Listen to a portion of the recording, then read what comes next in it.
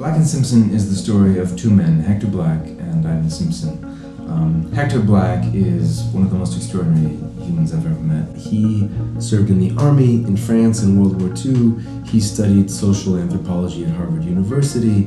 He was involved in the civil rights movement and was personally acquainted with Coretta and Martin Luther King Jr. in Atlanta.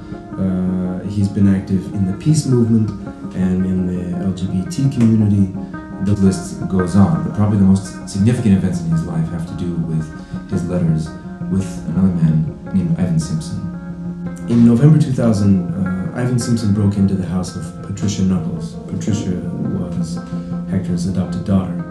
Ivan was addicted to crack at the time, and he was breaking into the house looking for items that he could sell or trade to feed his crack habit. With Ivan already inside, Patricia entered the house, and by the end of the night, Patricia had been murdered and violated. Ivan was subsequently convicted and sentenced to life in prison with no chance of parole.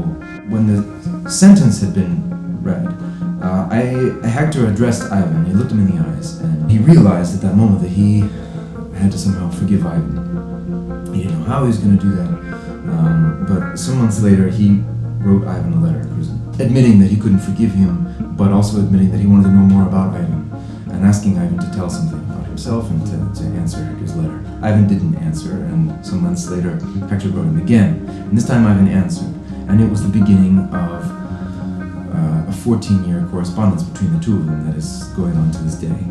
This film tells their story in letters. It tells the story of two men who are completely at odds with one another and undergo this transformation that probably most of us would consider impossible.